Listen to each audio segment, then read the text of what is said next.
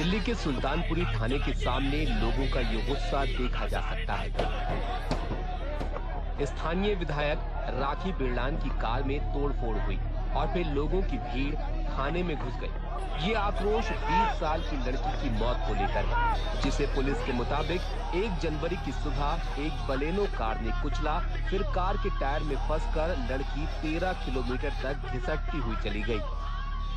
देखिए, गरीब लड़की, गरीब काम तो करने पड़ता है। जिसके घर में कोई कमाने खाने वाला हो, किसी की माँ नहीं होता, किसी का बाप नहीं होता, तो उनको मजबूरन काम करने पड़ता है। अगर वो किसी वजह से टाइम आ रही तो किसी का ये मतलब नहीं बनता है कि 4-5 लोग उसके साथ गलत काम करें। पैसे वाला तो लौटने में बचा लेगा, पर लड़की गरीब आदमी क्या करेगा? इसकी जांच होनी चाहिए, पूरी इन्वेस्टिगेशन होनी चाहिए। जो लड़की के घर वाले मांग कर रहे हैं उन पे सारी पुलिस वालों को कार्रवाई करनी चाहिए।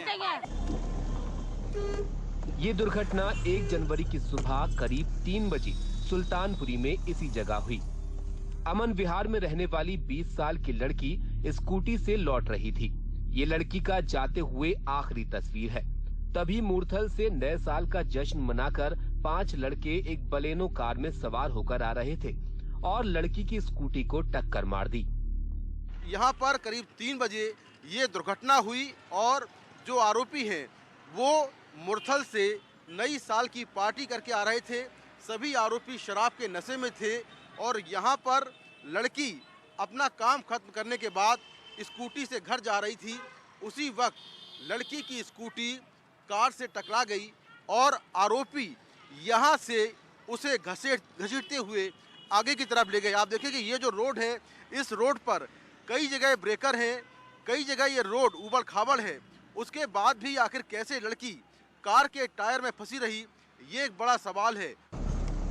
इसके बाद आरोपी रात के वक्त इसी उबड़ खाबड़ सड़क पर चलते रहे। लड़की कार में ही फंसी रही। कंझावला के पास कार में लटके हुए शव को दूध डेयरी चलाने वाले दीपक ने सुबह 3:15 बजे देखा। उनकी डेयरी के सामने आरोपियों ने 3 बार यू टर्न लिया। दीपक ने पहले अपनी स्कूटी से, फिर अपनी बोलेरो कार से आरोपियों का कई किलोमीटर तक पीछा किया। इस दौरान उन्होंने 20 से ज्यादा पीसीआर कॉल की। कई पीसीआर उन्हें रास्ते में मिली, लेकिन फिर भी आरोपी मौके से नहीं पकड़े गए। शॉप ओपन करते ही साथ मेरी नजर पड़ी, कंजावला साइड से कोई गाड़ी आ रही थी, बलेनो गाड़ी थी ग्रे कलर की। तो उससे आवाजें आ रही थी, जैसे टायर फटने के बाद गाड़ी चलती है जैसे आवाज करते हुए वैसी। मैंने सोचा इसमें कुछ टायर वायर फट रहा है या कोई दिक्कत है गाड़ी में। तब तक मैं सोचता, तब तक गाड़ी मेरी दुकान के सामने आ चुकी थी। मैंने दुकान के सामने आने के बाद देखा उसको, तो उसके नीचे डेड बॉडी फंसी हुई है। अच्छा। मैंने तभी 3:20 पे 112 नंबर डायल किया, मैम को बताया, सूचना दी, मैम ऐसे बात से, और मैं कहा कोई डेड बॉडी है, बलेनो गाड़ी है, उसके नीचे फंसी हुई है और वो चलता जा रहा है, या तो उसको पता नहीं है या वो होश में नहीं है, कुछ भी है, वो चलता जा रहा है। आरोपी 13 किलोमीटर तक लड़की को घसीटते हुए कंझावला में इस जगह पहुंचे, जहां से लड़की का शव बरामद किया गया। इस पूरी घटना में आरोपी 1.5 घंटे तक लड़की के शव के साथ घूमते रहे। 1 चौकी और 2 थानों के इलाके पड़े और कई पीसीआर वैन मिली। सुल्तानपुरी में जहां पर दुर्घटना हुई वहां से यहां तक की दूरी करीब 13 किलोमीटर है और बीच में बहुत सारे सड़क पर गड्ढे हैं, ब्रेकर हैं, सड़क बन रही है, उबड़ खाबड़ रास्ता है। तो सवाल ये है कि आखिर कैसे लड़की का शव गाड़ी में लटका रहा, गाड़ी में उलझा रहा। आरोपियों ने पुलिस को बताया कि वो शराब के नशे में थे, कार का म्यूजिक तेज था और शीशे बंद थे, इसलिए उन्हें पता नहीं चला कि लड़की कार में फंसी हुई है।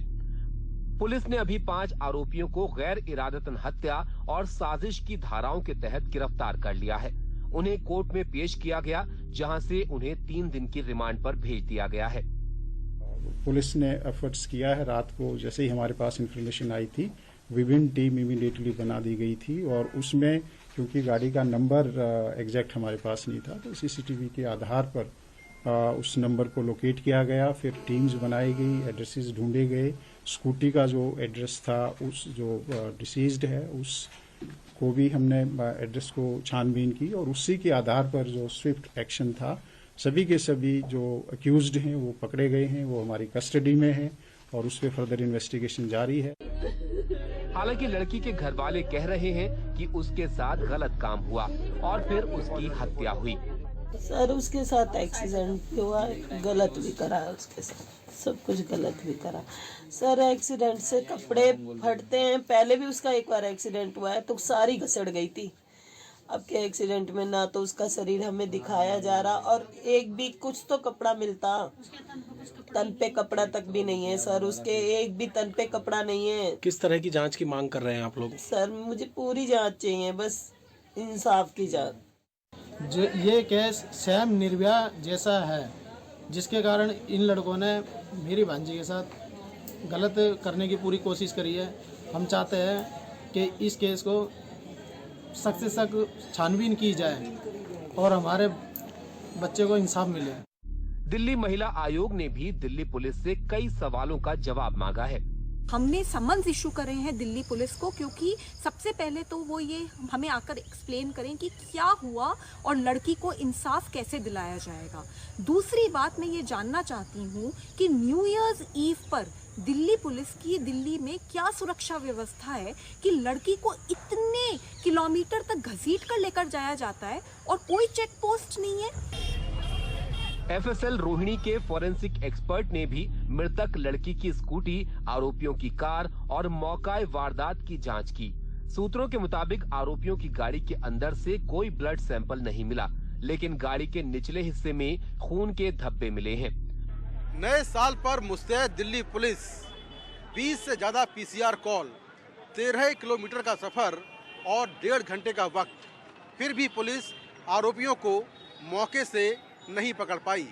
पुलिस अब तक इसे महज दुर्घटना का मामला बता रही है, लेकिन सोचिए अगर लड़की के साथ कुछ और हुआ होता तो क्या होता। ये मामला निर्भया कांड की याद दिला रहा है। नई दिल्ली से कैमरामैन सुधीश राम के साथ मैं मुकेश सिंह सेंगर, एनडीटीवी इंडिया।